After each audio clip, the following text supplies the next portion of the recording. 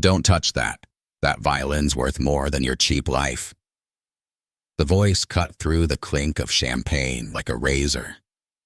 Melissa Andrews stepped between Thomas Williams and the velvet case, her diamond cuff flashing as she shoved his mop bucket aside. 100 of the city's elite turned. Thomas froze, rag in hand, the floor still glistening beneath his worn boots. Her gaze swept him from his faded uniform to his calloused fingers, and she smiled, the kind of smile that makes cruelty look elegant. You think someone like you belongs anywhere near this?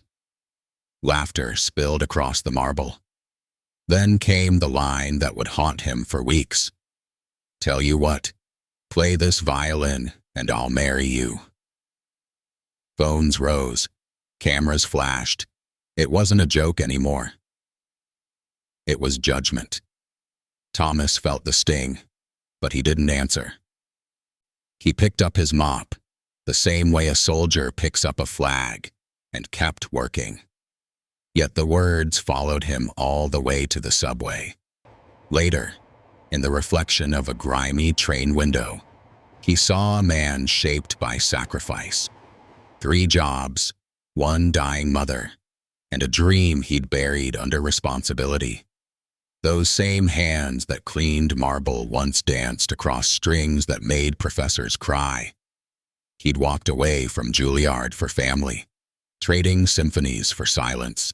But silence never truly forgets its music. That night, as the train rattled through darkness, her words echoed again. Play this violin, and I'll marry you. If that line stings, good, because this story isn't about humiliation. It's about how greatness sounds when the world expects silence. You're watching Speak Black, the channel that gives voice to stories they tried to laugh at and turns them into lessons they'll never forget. So before we begin, hit that like button, subscribe, and open your heart, because what happened that night at the Andrews estate will make you rethink everything you know about class, color, and talent. Before the applause, before the headlines, before the redemption, there was just a man with a mop and a promise. The laughter of the elite still echoed in the hollows of the Andrews estate long after the last champagne flute had been cleared. For Thomas Williams, the work was just beginning. The grand ballroom, a cavern of gilded mirrors and glittering chandeliers, was now a stage for his silent labor.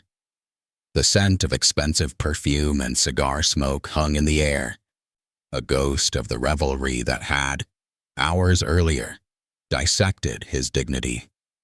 He moved through the vast space, a shadow in a faded janitor's uniform, his mop whispering across the veined marble.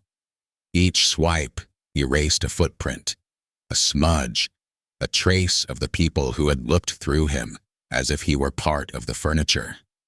He was invisible here, a silent function in a world obsessed with status and sound. Yet, there was a quiet grace in his movements, a deliberate care that transcended the menial task. This was his domain in the dead of night, a kingdom of order reclaimed from chaos. As he polished a stretch of floor to a high, liquid shine, a faint melody escaped his lips, so soft it was almost a thought. It was a fragment, a single, aching phrase from the first movement of Beethoven's Moonlight Sonata. The notes, hushed and somber, wove through the silence, a secret shared with the sleeping room. The music died on his tongue as quickly as it had come. He clenched his jaw, a familiar ache blooming in his chest. It was a reflex, a muscle memory he could never fully suppress. Those same calloused fingers, now gripping the wooden mop handle, had once danced across the ebony fingerboard of a violin, with a touch so light, so precise, It had made his professors at Juilliard fall silent in awe. The memory was a ghost that lived behind his eyes. He saw a younger version of himself in a practice room, sunlight streaming through a high window, his bow drawing a sound so pure it felt like prayer. He had been on a full scholarship, a prodigy from a neighborhood that rarely produced them. The violin wasn't just an instrument. It was his voice, his escape, his destiny written in strings and horsehair. But destiny is a fragile thing. His father's sudden death had been the first crack in the foundation. A heart attack, they said, in the break room of the auto plant where he'd worked 30 years. The bedrock of Thomas's world turned to sand. Then, the phone call about his mother's diagnosis. A slow, cruel thief named early-onset dementia shattered it completely. The choice was no choice at all. Juilliard's hallowed halls and the promise of a stage at Carnegie Hall were traded for the stark, fluorescent-lit corridors of hospitals and the relentless grind of survival. The scholarship money was a lifeline, but it wasn't enough to hold back the tide of medical bills and funeral costs. He'd packed his bags, his violin the heaviest thing he carried, and walked away from one life to shoulder another. Now the artist inside him was a buried man, breathing shallowly beneath layers of responsibility. He worked 3 jobs: janitor by night, stock clerk by early morning, and on weekends, a caretaker for his mother, whose memories were now like pages torn from a book, scattered and lost to the wind. He'd sold his own violin years ago to pay for one of her treatments. The music had not left him, but he had left it, locking it away in a part of his soul he rarely visited. He finished the last section of the floor, the marble gleaming like a still, black lake under the dimmed chandeliers. He looked at his reflection, distorted and broken in the polished stone. A man shaped by sacrifice, his shoulders bowed not under the weight of the mop, but under the weight of a love that demanded everything. Pushing his bucket toward the service elevator, he didn't feel anger toward the woman with the diamond cuffs and the razor smile. He felt a distant pity. She saw a janitor. She couldn't see the symphony of struggle, the quiet rhythm of his resilience, the composition of a life played in a minor key. He stepped into the elevator, the grille closing with a final clang. The ballroom was pristine, silent, and empty once more. But the echo of a hummed sonata lingered, a promise of the music yet to come. The Andrews estate did not simply host parties. It performed them. And tonight's pre-gala event was a symphony of calculated opulence. Crystal chandeliers, each a constellation of 1,000 teardrops, blazed above a sea of silk and black tie. The air was thick with the clinking of champagne flutes, the murmur of deal-making, and the saccharine scent of gardenias arranged in ice sculptures. At the center of this orchestrated universe, like its brilliant, burning sun, was Melissa Andrews. At 29, Melissa was the undisputed princess of this world. Dressed in a sheath of liquid silver that seemed to drink the light, she moved through the crowd with the innate authority of someone who had never been told no. Her beauty was sharp, almost severe, cheekbones you could cut yourself on, and eyes the cool, dismissive gray of a winter sky. She was adored, envied, and feared, often in the same breath. Her confidence, a weapon forged in generations of wealth and privilege, bordered on cruelty. She didn't just exist above others. She seemed to look down from a different atmosphere entirely. "Boring," she murmured to a sycophantic cluster of heirs and socialites, her voice a low, carrying hum. She flicked a manicured nail against her flute. The same faces, the same conversations. Doesn't anyone have a new sin to confess? Her circle laughed, a tinkling, nervous sound. They were her audience, her chorus, and she was their entertainer.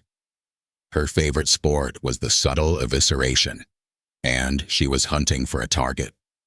It was then that her gaze, sweeping the room in a lazy arc, snagged on a dissonant note. Near the grand piano and a display case housing her father's prized 18th-century Guadagnini violin, a man in a faded blue janitor's uniform was methodically wiping down a side table. It was Thomas. He was a statue of efficiency, his movements fluid and minimal, designed to erase his own presence as much as the dust. But as he'd passed the display case, his eyes had lingered for a fraction of a second too long on the violin. It was an involuntary reflex, a painter glimpsing a forgotten masterpiece, a ghost feeling the echo of its own heartbeat. That flicker of attention was all Melissa needed. A slow, predatory smile touched her lips. "Well, look there," she said, her voice slicing through the chatter of her friends. "It seems the help has developed an appreciation for fine art." She glided towards him, her silver heels clicking a staccato rhythm on the marble, a shark drawn to the scent of vulnerability. Her entourage trailed in her wake, sensing blood in the water. The ambient noise in their corner of the ballroom dipped, attention pivoting to the unfolding drama. Thomas did not look up, but his shoulders tightened almost imperceptibly. He continued polishing the rich, dark wood of the table. "You," Melissa said, her voice ringing clear. "The janitor." Thomas slowly straightened, turning to face her. His expression was neutral, a placid lake, but his eyes, dark and deep, held a stillness that was unnerving. "Don't touch that," she commanded, her diamond cuff flashing as she gestured toward the velvet-lined case. "That violin's worth more than your cheap life." The words hung in the air, ugly and absolute. A few gasps were quickly swallowed by a tense, expectant silence. Melissa's gaze swept him from his worn work boots to his calloused fingers, and she smiled, the kind of smile that makes cruelty look elegant. "You think someone like you belongs anywhere near this?" she asked, her tone dripping with mock curiosity. Nervous laughter spilled across the marble, a wave of collective discomfort masquerading as amusement. Phones were subtly raised, screens glowing like fireflies in the dim light. This was no longer just an exchange. It was becoming content. Thomas felt the sting of 100 eyes. He felt the heat of shame prickle the back of his neck. But he remained silent, his jaw a firm line. He simply stood, rag in hand, a man being publicly dismantled. Melissa, emboldened by the crowd's reaction and his silence, stepped closer. This was the crescendo. She leaned in, her voice a venomous purr meant for him, but projected for all to hear. "Tell you what," she announced, her eyes glittering with malicious glee. She gestured flippantly towards the priceless instrument. "Play this violin, and I'll marry you." The room erupted. It wasn't just laughter now. It was a roar of relief and ridicule. The absurdity of the proposition, the sheer, impossible chasm it highlighted between the heiress and the janitor, was too delicious. Cameras flashed, immortalizing the moment of his humiliation. They captured Melissa's triumphant smirk, the gleeful faces of her friends, and Thomas, isolated in the center of the storm. His face hardened, the placid lake iced over. For a moment, something raw and fierce flickered in his eyes, a flash of the proud, gifted young man he had once been, buried under years of silence. He looked from the laughing crowd to the violin, then back to Melissa. The noise seemed to fade, the world narrowing to this single charged point. He did not shout. He did not flinch. He simply inclined his head, a gesture of profound, almost royal acknowledgement. His voice, when it came, was low and steady, cutting through the laughter like a knife through silk. "As you wish, ma'am." The laughter intensified.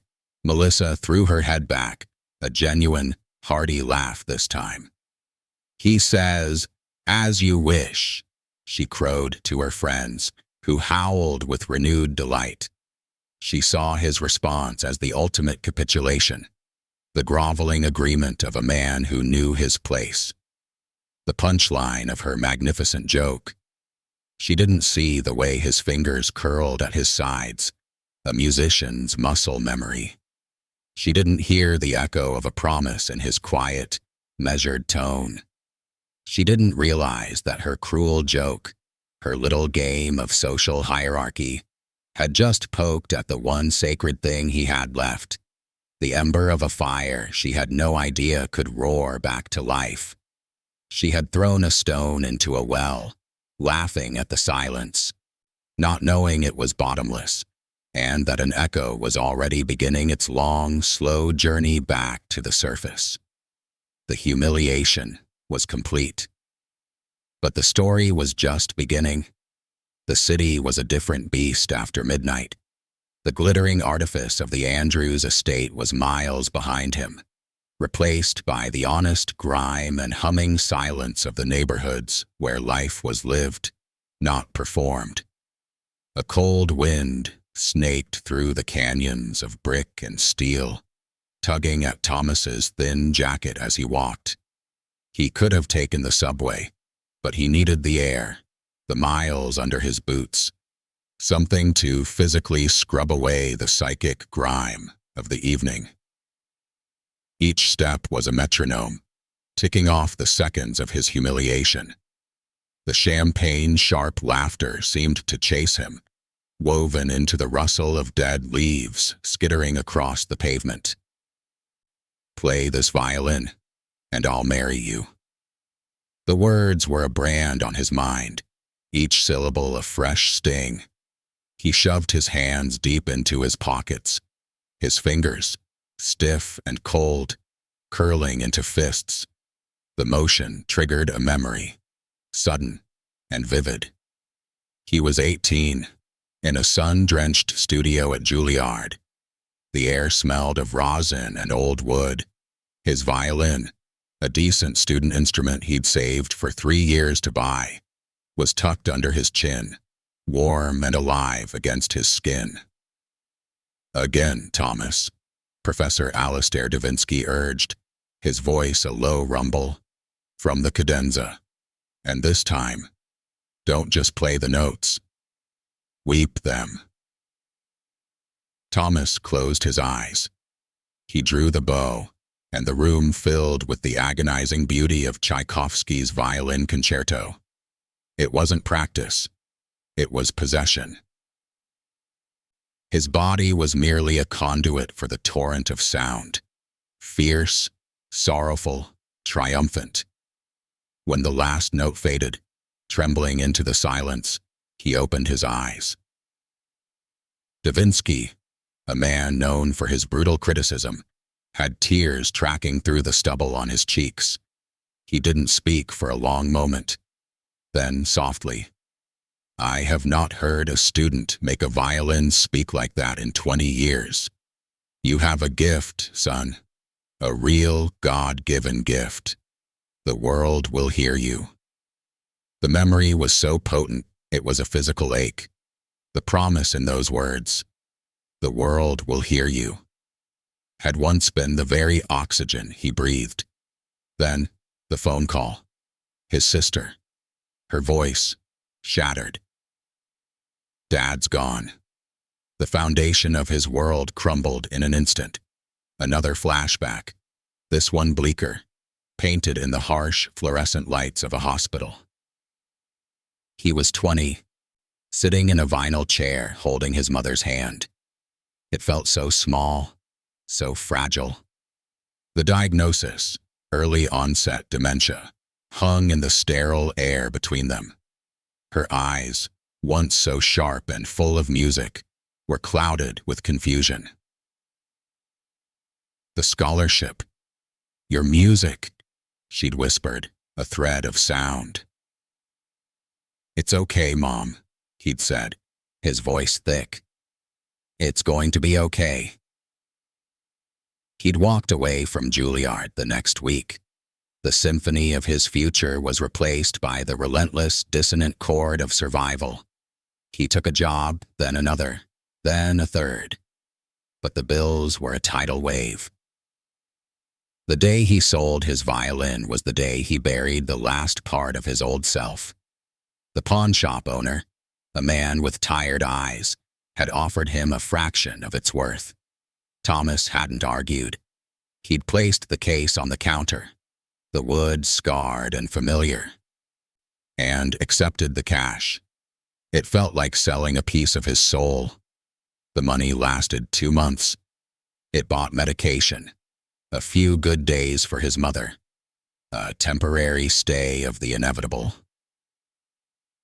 He finally reached his building, a tired brownstone standing shoulder to shoulder with its duplicates. He climbed the narrow, creaking stairs to his studio apartment. The air inside was still and carried the faint, sweet scent of his mother's perfume, a ghost that refused to leave.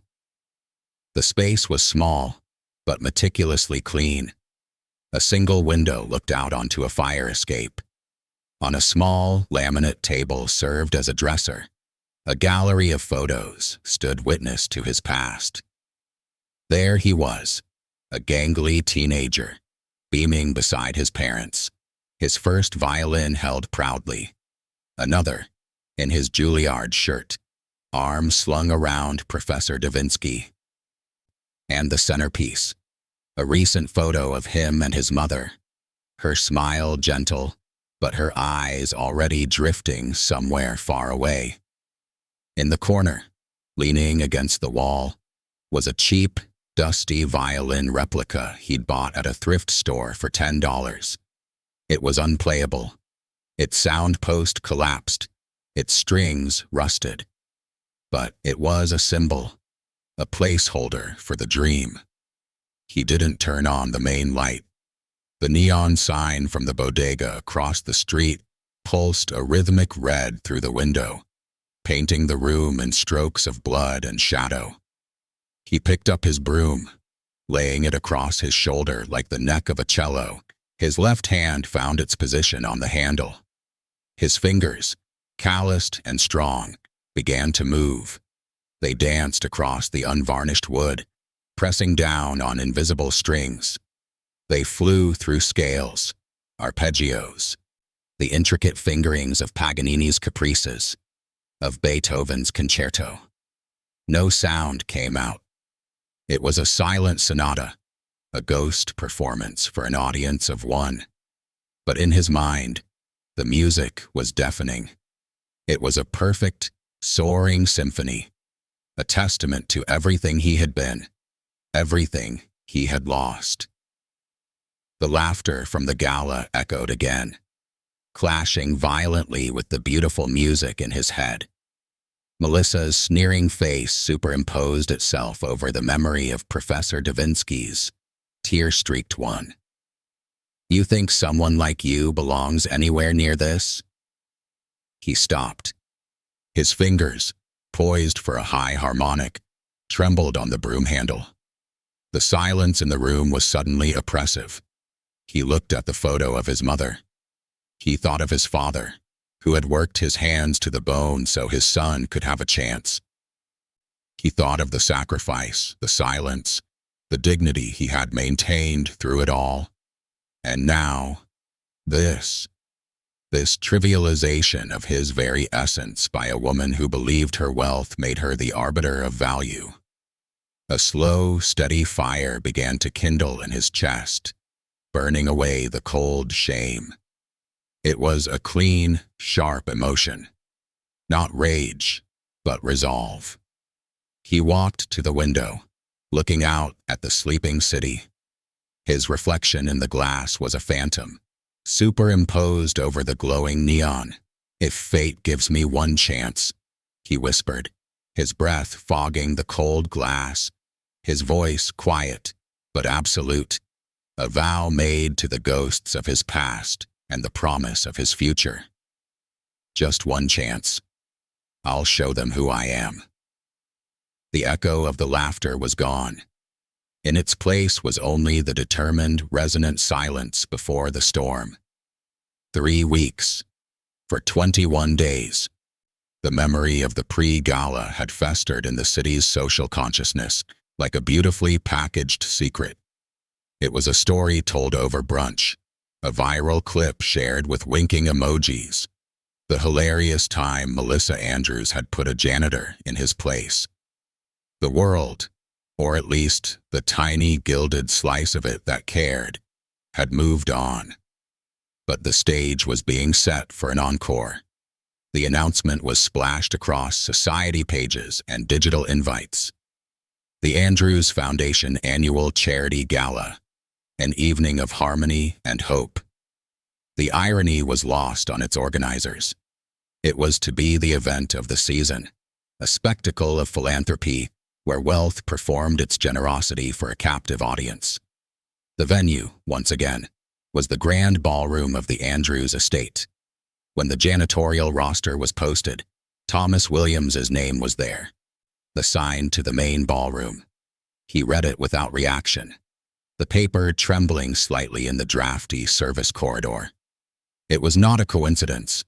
It was the universe extending a thread, waiting to see if he would grasp it or let it slip through his work-roughened fingers. The night of the gala arrived, and the estate was transformed into a fortress of glamour.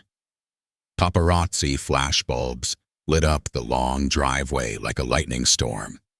Limousines disgorged titans of industry, starlets, and old money royalty. Inside, the air was a heady cocktail of expensive perfume, ambition, and the crisp scent of newly printed money. Thomas worked in the eye of the hurricane. While the guests flowed into the ballroom, he was a ghost in the periphery, ensuring every surface gleamed, every water spot was vanquished. He polished the very marble where Melissa's silver heels had clicked. His reflection, a dark, distorted smudge in the stone. The display case was there, front and center, the Guadagnini violin lying within its velvet cradle like a slumbering king. He did not look at it. Not yet. Then a hush fell, the kind that precedes an entrance. All heads turned toward the double doors. Melissa Andrews had arrived. She was a vision in crimson, a gown of cascading silk that wrapped her form like a splash of blood against the gold and white of the ballroom. Diamonds sparkled at her throat and ears, cold fire against her skin.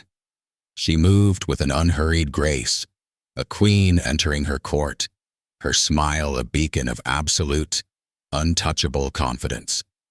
She was the embodiment of the evening, beautiful, expensive, and utterly assured of her place at the top of the world. Her circle of admirers closed around her instantly. "Darling, you look devastating," cooed a woman in emerald green. "The campaign is a triumph," added a man with a too-perfect tan, raising his glass to her. Melissa accepted the praise as her due. Then, with a conspiratorial smirk, she leaned in. "Do you see him?" she murmured, her eyes scanning the room with lazy amusement. "Who?" the man asked. "The maestro," she said, and a titter ran through the group. The janitor who was so enamored with Papa's violin. A few of them glanced around, their gazes sliding over Thomas as if he were part of the wall. He was emptying a trash bin, his back to them, but every word, every lilting note of laughter carried across the acoustically perfect room. "I still can't believe he said 'as you wish,'" laughed the woman in green, fanning herself. "So tragically dignified." "It was the perfect response," Melissa said, taking a flute of champagne from a passing waiter. "The only one he could give. What else was there to say?" She took a sip, her eyes glinting with private delight. "I wonder if he's been practicing." The joke landed perfectly, and her friends dissolved into laughter. They were a bubble of shared superiority, insulated by wealth, completely unaware that the man they mocked was listening, his posture rigid, every muscle coiled. Later, as a string quartet played a polite Vivaldi piece in the background, a portly businessman, emboldened by champagne, clapped Mr. Andrews on the back. "Lovely music, Charles. But tell me," he boomed, his voice carrying, "where's the musician janitor I've been hearing about? Is he on later? I hear his performances are dirt cheap." A wave of laughter rolled through the immediate vicinity.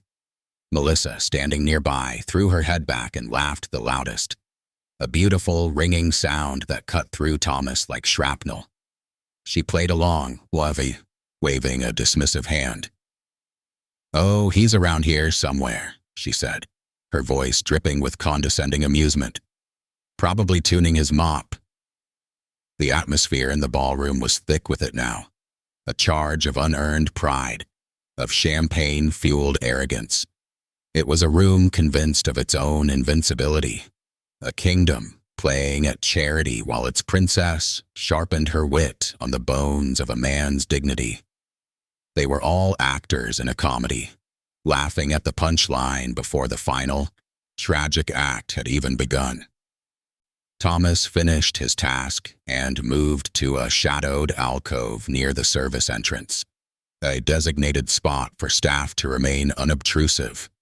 He stood there, a statue in a blue uniform, his hands clasped behind his back. He watched the spectacle, the swirling gowns, the gleaming watches, the empty laughter.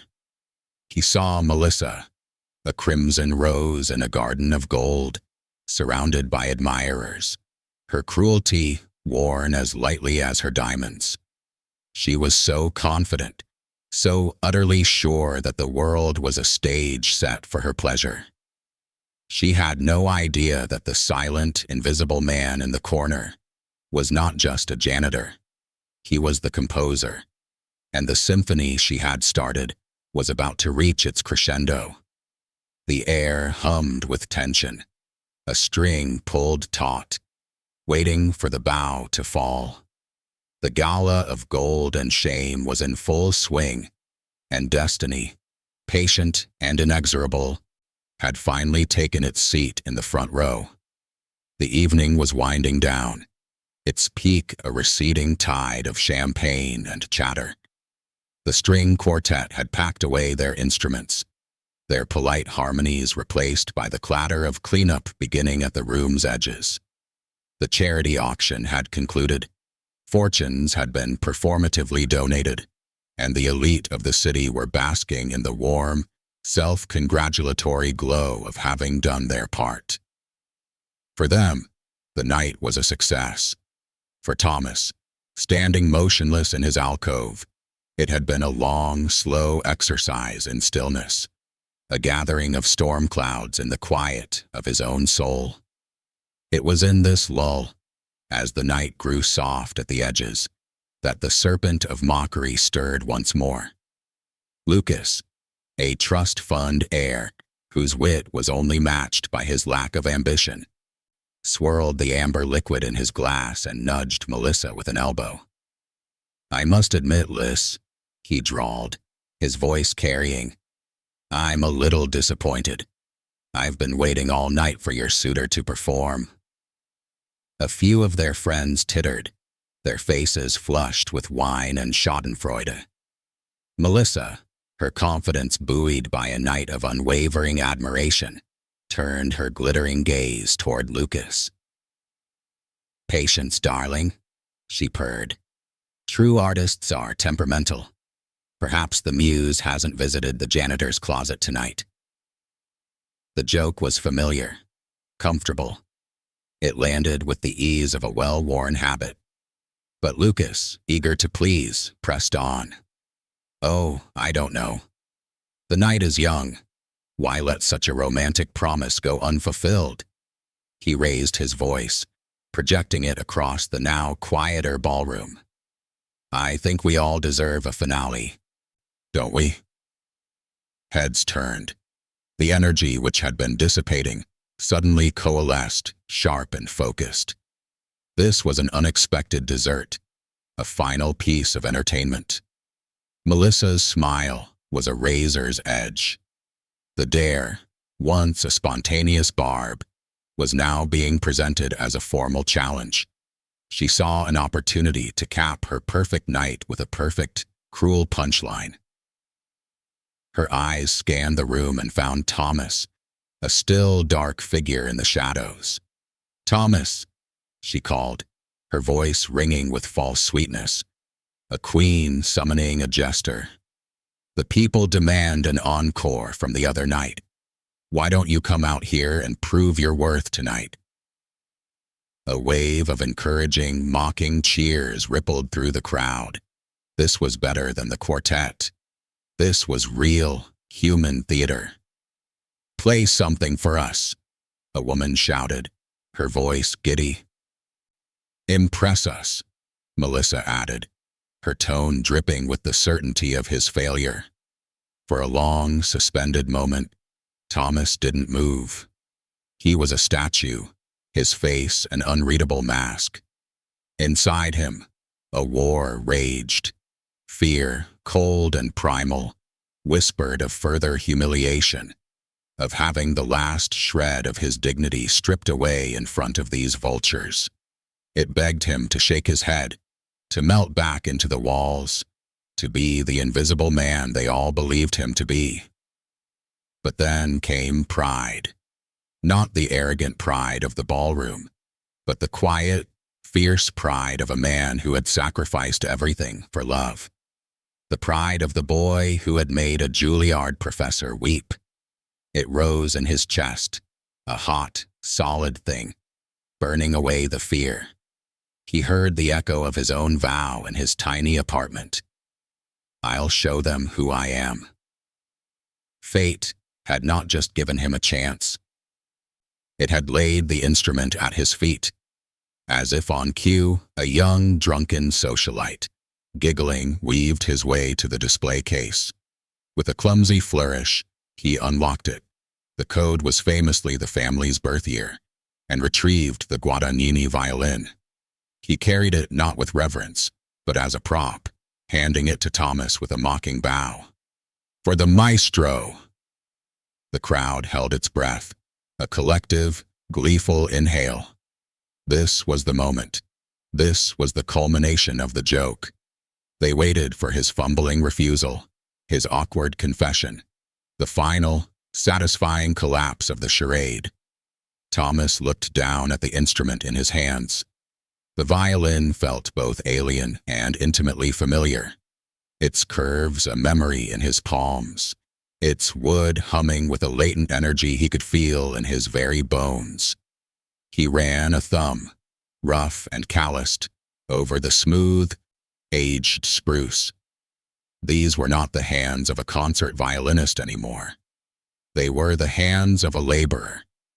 Could they still speak the language of the gods? He looked up, his gaze sweeping over the sea of expectant, mocking faces, until it found Melissa's. She was watching him, her head tilted, a beautiful predator savoring the kill. Slowly, deliberately, Thomas reached for the bow. The room seemed to lean forward. The mockery began to curdle, shifting into something else, confusion, then a dawning electric curiosity. This wasn't going according to script.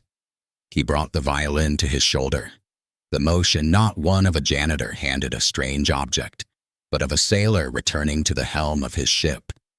It was a gesture of muscle memory, of profound belonging. The familiar weight under his chin was an anchor in the storm of his emotions. He closed his eyes for a brief second, shutting out the glittering room, the cameras now raised and recording Melissa's frozen smile. He saw his father's tired, proud face. He felt his mother's hand in his. He heard Professor Davinsky's voice. Weep them. When his eyes opened, the fear was gone. All that remained was a terrifying calm. He placed the bow on the strings, and in the breathless silence of the grand ballroom, a silence he now owned, Thomas Williams began to play. The first note was not a sound, but a sigh. A single, pure tone, soft as a breath on a winter window, bloomed in the silence. It was the opening of Beethoven's Moonlight Sonata, transcribed for a single violin, and it did not so much cut through the tension as dissolve it, replacing the air in the room with something heavier, more sacred. The last vestiges of laughter died, strangled in 100 throats. The smirk on Lucas's face froze, then slackened. The phone held by the woman in emerald, poised to capture a farce, wavered and then slowly lowered. The room, which had been a circus of judgment, became a cathedral. Thomas was no longer in the ballroom. He was in the silence of his apartment, the red neon glow his only spotlight. He was in the hospital room, holding his mother's hand. He was at his father's grave. He was the boy in the sunlit studio, his soul pouring out through his fingers. His bow arm moved with a fluid, preternatural grace, each stroke a lifetime. The calluses on his fingertips, earned from mopping floors and stacking boxes, found their home on the strings, not as flaws, but as part of the instrument.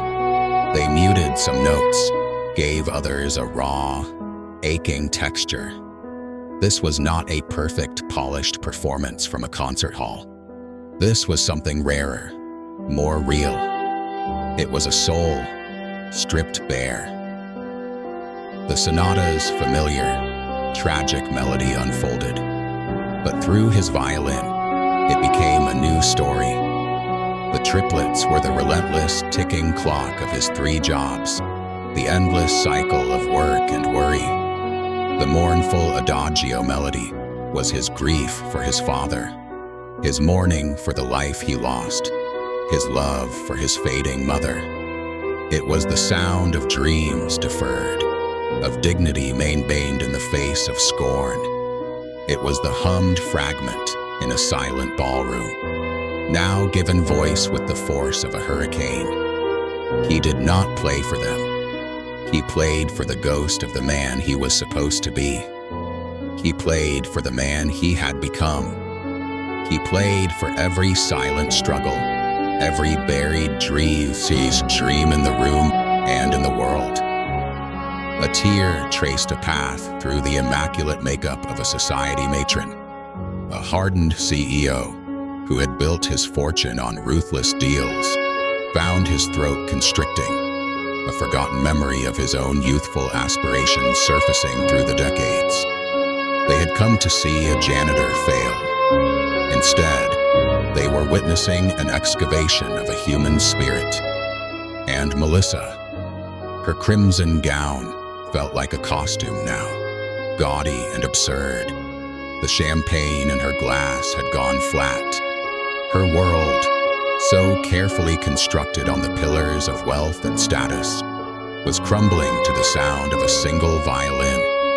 The arrogance that had been her armor melted away, leaving only the raw, stunned flesh of awe beneath. She saw not a janitor, but a master. The man she had deemed beneath notice was, in this moment, untouchable.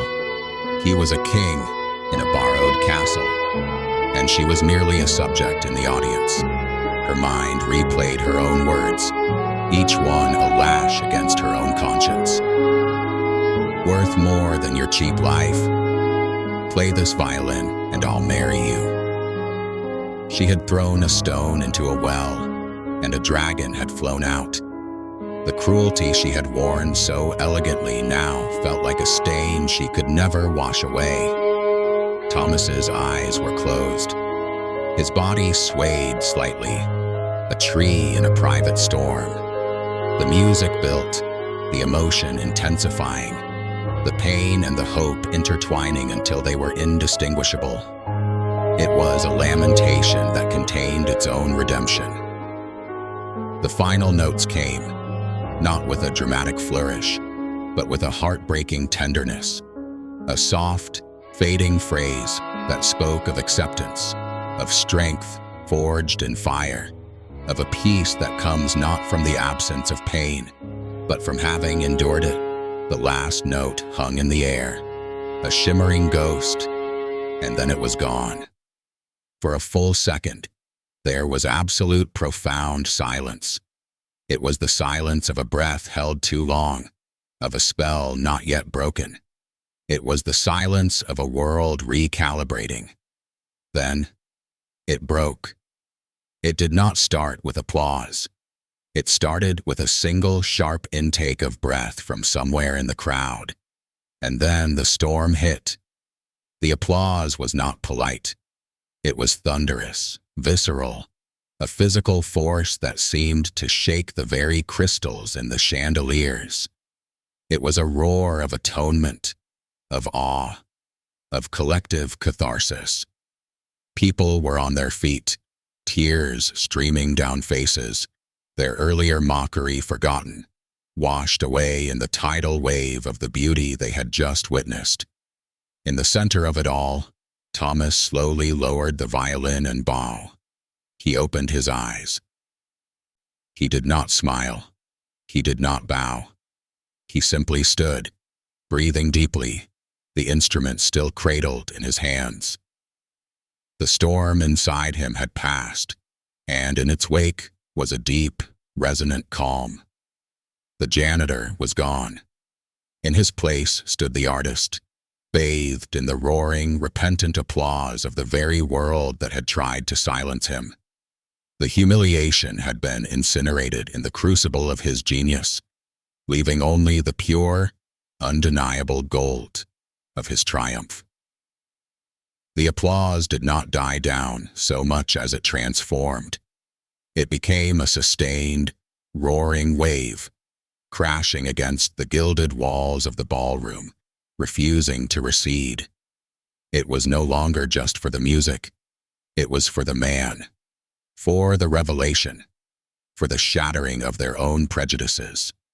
Cameras flashed like a meteor shower, no longer capturing a joke, but documenting a historic, seismic shift in the room's social tectonics. Through the roaring haze, Melissa Andrews took a single, faltering step forward. The world had narrowed to a tunnel, at the end of which stood Thomas. The crimson of her dress felt garish now, a clown's costume in a church. The thunderous approval of the crowd was a judgment against her, each clap a hammer blow to the foundation of her identity. Her voice, when it came, was a fractured thing, stripped of its elegant cruelty, reduced to a stunned whisper that only those closest to her could hear. "You," she stammered, her eyes wide, reflecting the man she had so thoroughly misjudged. "You didn't tell me you could play like that." Thomas stood perfectly still amidst the chaos he had orchestrated. The violin, the priceless Guadagnini, hung loosely from one hand, the bow from the other, as if they were simple, familiar tools. He had not bowed. He had not acknowledged the applause. His gaze on Melissa was calm, clear, and utterly impenetrable. There was no gloating in his eyes, no anger. There was only a profound, unassailable truth. He didn't raise his voice. He didn't need to.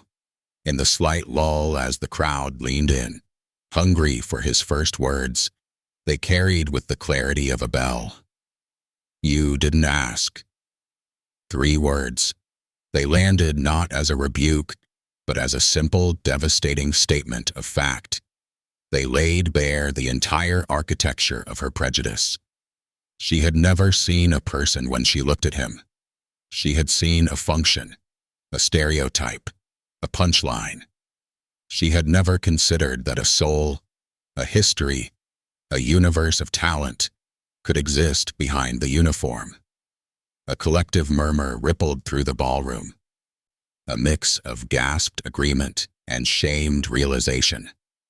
The portly businessman who had made the dirt cheap joke looked at his shoes. The woman in emerald green turned away, unable to meet Thomas's serene gaze. The spell was broken by a journalist, shoving a recorder forward. "Your name?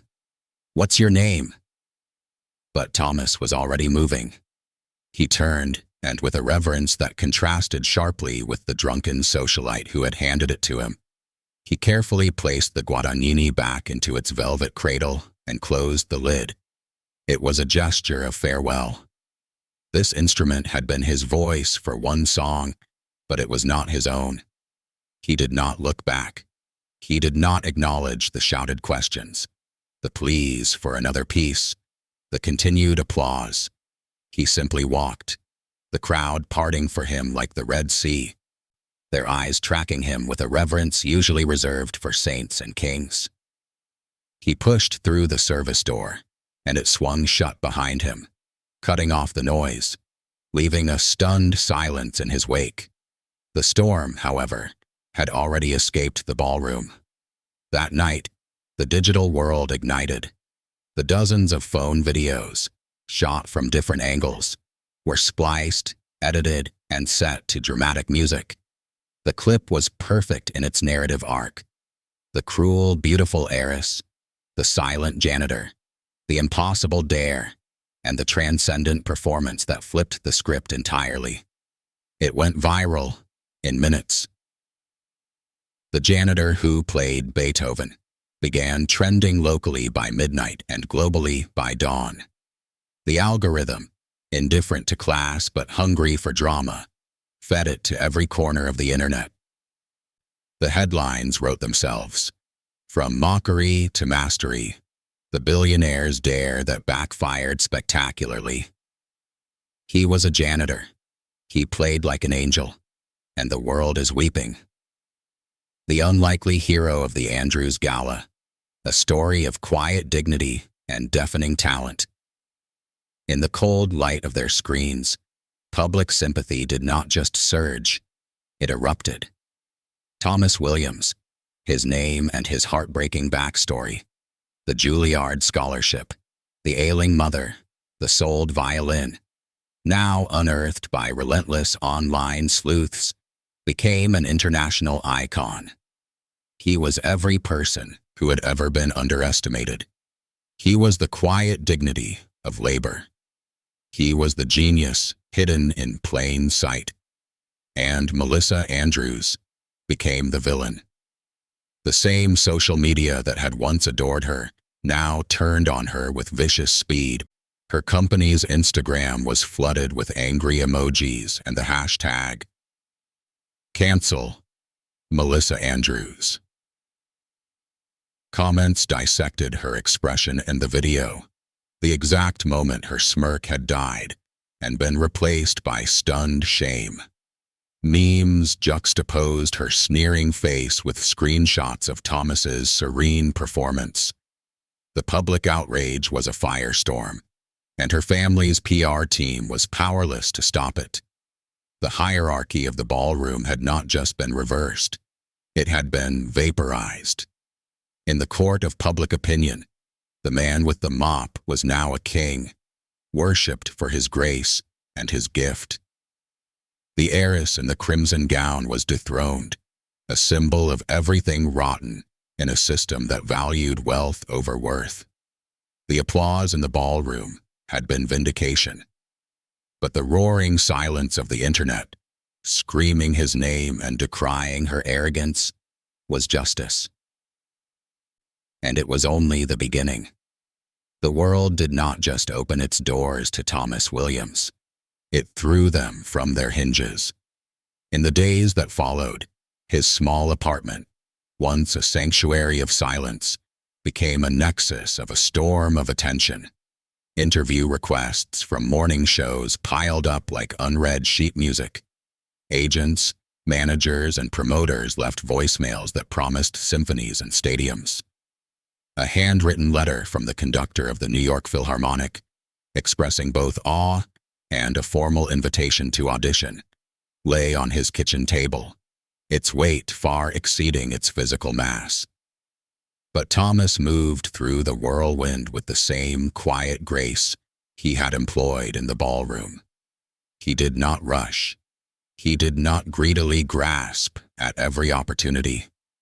On a popular national morning show, seated across from a host known for her syrupy sentimentality, he was a study in calm. "Thomas," the host gushed, leaning forward, "the world wants to know. How does it feel, this incredible vindication?" Thomas considered the question, his gaze steady on the camera. "It was never about vindication," he said, his voice even. "It was about a promise I made to myself. The music, that was always there. The world is just listening now." He spoke not of his humiliation, but of his mother's love for Brahms, of his father's pride. He spoke of the kids in his old neighborhood who heard sirens more often than sonatas. When the host pressed him on Melissa Andrews, he simply said, "Cruelty is often a language spoken by those who have never known a different dialect. I don't hold a monopoly on pain." His refusal to vilify her, to play the angry victim, only deepened the public's admiration. He was not just talented, he was noble. And then he announced his move. With the first wave of income from the unexpected windfall, a generous fee for the interview, a donation from a touched billionaire viewer, he did not buy a new violin or a fancy apartment. He founded the Williams Foundation.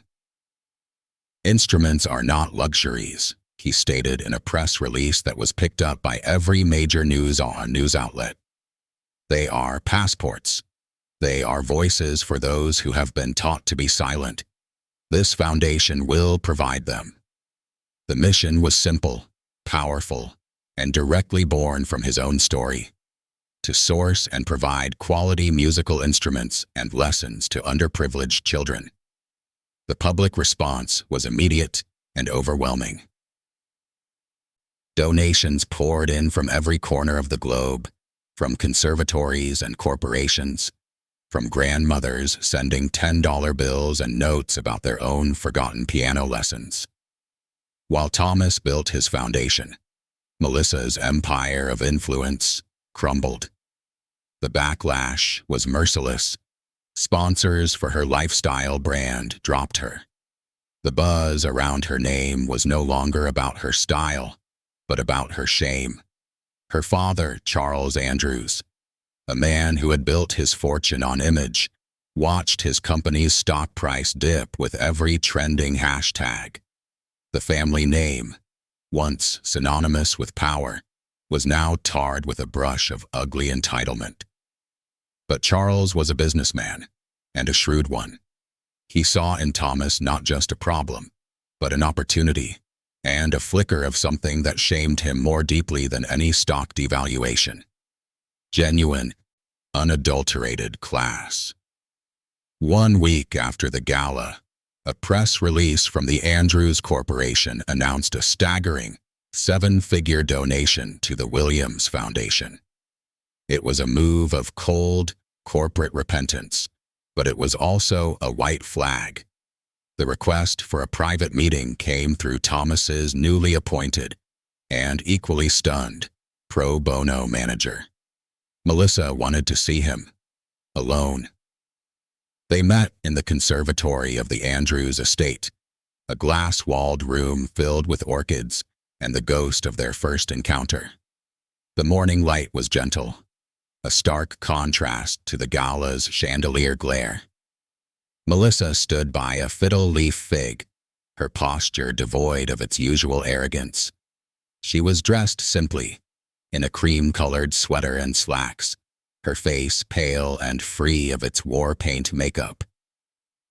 "Thomas," she began, her voice unsteady. She couldn't meet his eyes for long. There are no words to express the depth of my regret. What I did was despicable. It was small and cruel, and I'm so very, very sorry."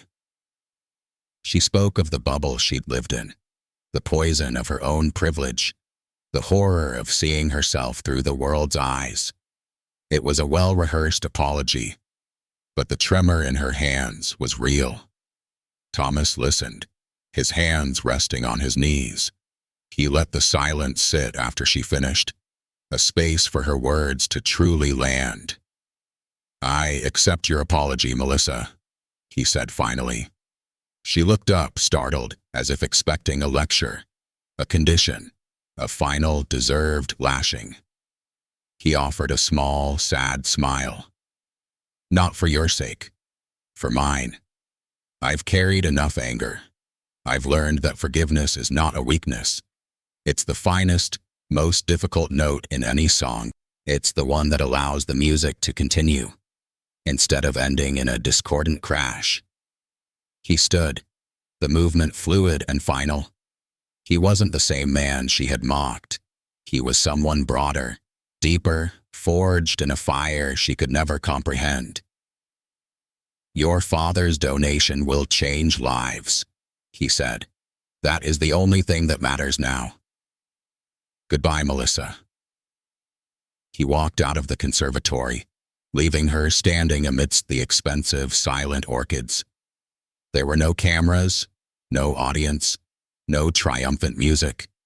There was only the quiet, resonant peace of a man who had traded his humiliation for a foundation, his pain for a purpose, and his need for revenge for the power of a forgiveness that set him utterly and forever free. The air in Carnegie Hall was thick with a reverence that predated the performance. It was a hallowed space, its walls steeped in the ghosts of legends, and tonight it was sold out. Not for a visiting orchestra, nor a world-famous soloist, but for a man who, months before, had been a phantom in a janitor's uniform. The buzz was not the usual pre-concert murmur. It was a charged, electric hum of collective anticipation. In the plush seats, among the city's cultured elite, sat faces from a different lifetime. The portly businessman, the woman in emerald green, even Lucas. They were there, their expressions no longer marked by mockery, but by a sober, almost nervous respect. They had paid a small fortune for their tickets, not out of guilt, but out of a need to witness the completion of a story they had been a part of, however ignobly. Melissa Andrews was not present. Her absence was its own kind of presence, a silent acknowledgement of a world she had been exiled from. Backstage, in the stark quiet of the dressing room, Thomas stood before the mirror. He was not looking at the man in the impeccably tailored tuxedo. He was looking past him, at the boy with the cheap violin, at the young man in the Juilliard practice room, at the son holding his mother's hand. The journey was all there, etched in the calm lines of his face. A reporter, granted a precious 60 seconds, slipped into the room. Her voice was hushed, as if in a church. "Thomas," she began, "a question so many are asking tonight. After everything, the humiliation, the disbelief, how does it feel to be here at Carnegie Hall, to have proven them all so spectacularly wrong?" Thomas turned from the mirror, His eyes held a deep, settled peace. He didn't answer immediately. He picked up his bow, a fine, professional tool now, and weighed it in his hand. "I didn't play to prove them wrong," he said, his voice soft but absolute. "That night at the gala and tonight here, it was never about them." He looked directly at the camera, his gaze reaching through the lens to touch every person who had ever felt unseen. "I played to remind the world that a soul doesn't have a price tag, that genius doesn't announce itself with a trumpet, that greatness," he said, a faint, knowing smile touching his lips, "doesn't wear a uniform. It wears skin. It has calluses. It cleans floors and holds the hands of the sick. And sometimes, if we are quiet enough to listen, it sings." The reporter was silent, her prepared follow-up questions dying on her tongue. He had given her not a soundbite, but a sermon. A stage manager appeared at the door. "Maestro Williams, they're ready for you." Thomas gave a single, slow nod. He walked out of the dressing room, down the hushed corridor, and toward the heavy velvet curtain. The world on the other side was waiting, holding its breath. The stage was dark, a pool of shadow in the vast, golden hall. A single spotlight ignited, a pure white circle illuminating the center. From the wings, Thomas walked into that light. There was no swagger, no theatrical pause. It was the same purposeful stride he had used to cross a marble ballroom with a mop. The silence was profound, a living entity. He raised the violin to his chin. The hall, filled with thousands, was utterly still. In that suspended moment, he was not just a man about to play. He was a symbol.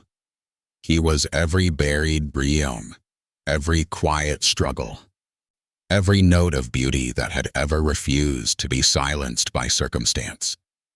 He placed the bow on the strings, and as the first glorious note of Beethoven's violin concerto soared into the darkness, a sound of pain transformed into power, of silence broken into triumph. The audience didn't just hear music. They witnessed a soul, fully and finally set free. The light glinted off the violin, a final, brilliant star in the constellation of his redemption. And the sound that filled the hall was the sound of a promise kept,